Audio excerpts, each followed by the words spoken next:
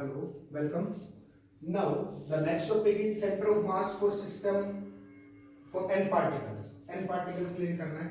तो अभी हमने लास्ट वीडियो में किया था that the resultant for the center of mass for two particle r is equal to वो बन के आया था m1r1 प्लस में m2r2 divided by m1 plus m2.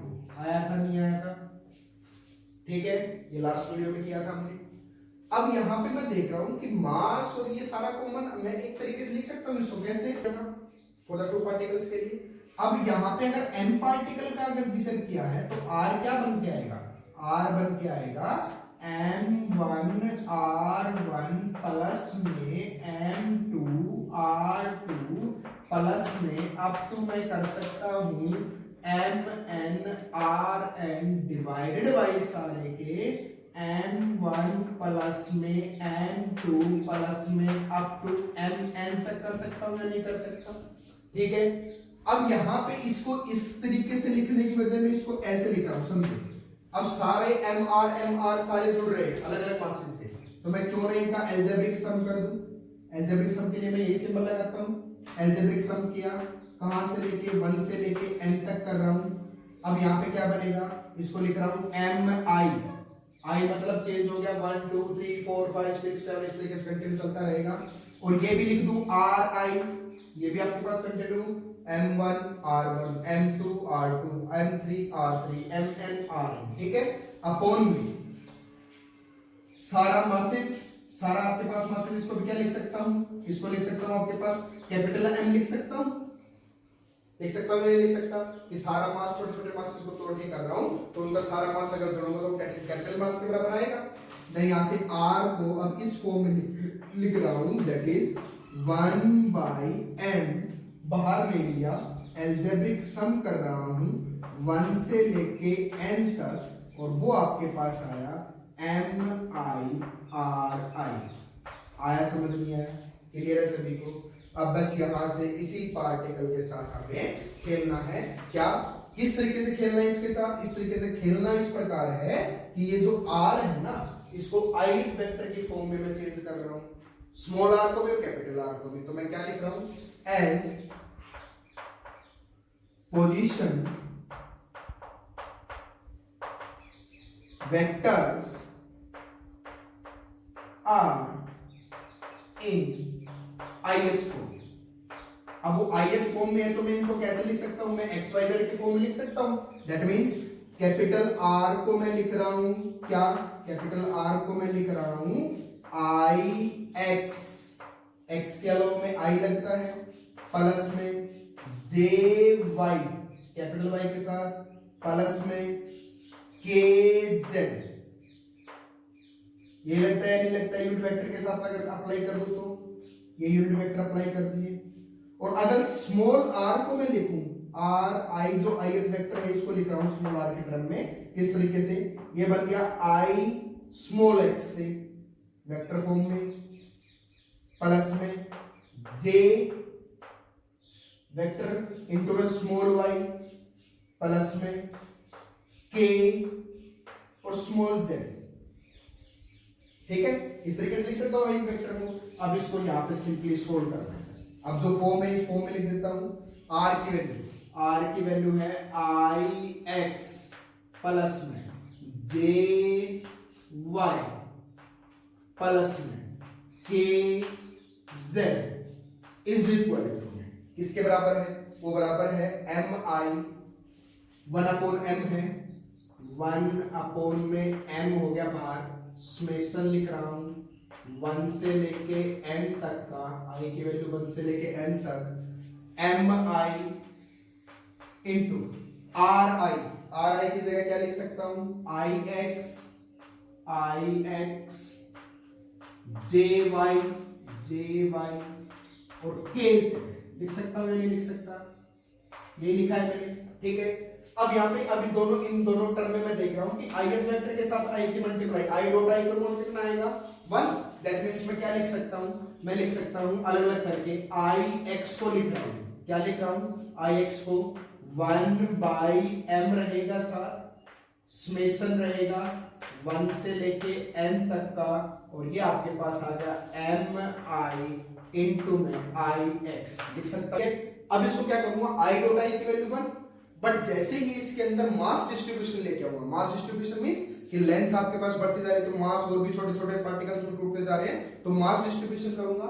Mass distribution से क्या आ जाएगा, ये इक्वेशन बनेगी आपके पास, therefore x is equal to क्या बनेगा 1 बाई m, समेशन रहेगा 1 से लेके n तक का, और x आपके पास 1 बन चुका, ये मैं चेंज करके लिख दिया डेल m, और i साथ है इनटू में x, ये आपके पास डेल m, i मतलब ये i पार्टिकल के लिए काम कर रहा है। इसी तरीके से मैं y को लिख सकता हूं, y को क्या लिख सकता हूं 1 बाई m समेशन 1 से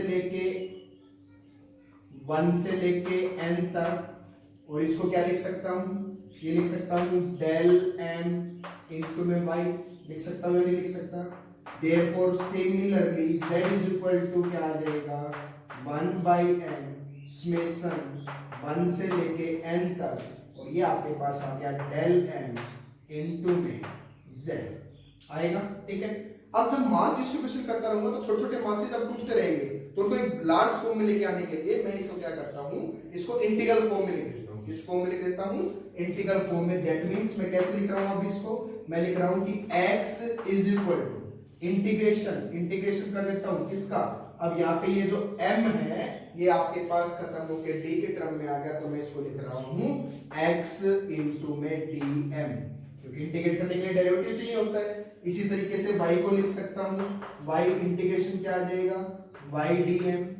इसी तरीके से z को लिख सकता हूं, वो क्या आ जाएगा z dm, हो जाएगा नहीं हो जाएगा। ठीक है, अगर तीनों फैक्टर को आपस में जोड़ता हूं, और 1 बाई m अभी चल रहा है, साथ चल रहा हूं, अगर तीनों फैक्टर को एक साथ जोड़ता हूं तो जोड़ने के बाद आपके पास क्या बनेगा, ये इस फैक्टर को लिख सकता हूं इस तरीके से, दैट x जो है इज इक्वल टू में, मैं यहां से लिख रहा हूं 1 बाई m तो है ही है, और समेशन भी चलता रहेगा, समेशन 1 से लेके n तक का, और किसका मैं इंटीग्रेशन कर रहा हूं, किसका x dm।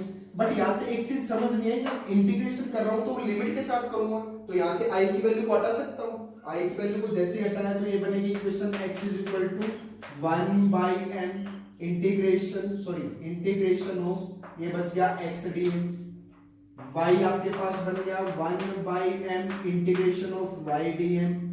इसी तरीके से z आपके पास बन गया 1 by m integration of z dm, यही बनेगा या नहीं बनेगा। क्लियर। अब मैं क्या करूं, अगर इन तीनों वेक्टर को जोड़ता हूं इन वेक्टर फॉर्म, अगर वेक्टर फॉर्म में लिखूं तो किस तरीके से x plus y plus z, अगर ये देखो यहां से x plus y plus z, ये तो किस वेक्टर के काम का आ रहे हैं, r वेक्टर के टर्म में लिख सकता हूं, ये बन गया आपके पास r vector is equal to 1 by m रहेगा, कोई इशू नहीं है, इंटीग्रेशन भी रहेगा, small x small y small z vector के फॉर्म में, small x small y small z, ये आपके पास वेक्टर के फॉर्म में क्या हो जाएंगे, इनको r लिख सकता हूं जिसको स्मॉल r से रिप्रेजेंट कर रखा है, इनटू में dm, हो गया नहीं होगा। अब यहां से क्या लिख रहा हूं कि r is equal to 1 by r of integration of r dm small r, where r is the ith vector के फॉर्म में लेके चल रहा था and r is the resultant formation. ठीक है, और यहां से एक चीज और कि अगर वो सेंटर ऑफ मास पे, मतलब जो सेंटर ऑफ मास है वो ओरिजिन पे लाई कर रहा है, तो मैं यहां से कहूं कि if centre of mass is on origin, कि अगर वो ओरिजिन पे है तो ओरिजिन पे होती है आपके पास क्या हो जाएगा, that r integration of r dm जो है वो आपके पास क्या आ गया, 0 आ गया। 0 आते ही का मतलब क्या समझ रहे हैं, अब r की वैल्यू क्या थी, अलग अलग लिखो तो x dm is equal to किसके बराबर हो जाएगा, y dm is equal to किसके बराबर हो जाएगा, z dm, होगा या नहीं होगा। r की वैल्यू रखूंगा, x रखूंगा i वेक्टर के साथ में, उधर जाके फिर 0, और वो इक्वल टू y के साथ 0, फिर वो इक्वल टू वो z के साथ 0, तीनों आपस में क्या हो जाएंगे, एक दूसरे के साथ बराबर। ठीक है, अगर समझ आया, अगर कोई प्रॉब्लम होती है तो हमें कमेंट करके कमेंट सेक्शन में बताइए। Thank you for watching us, thank you.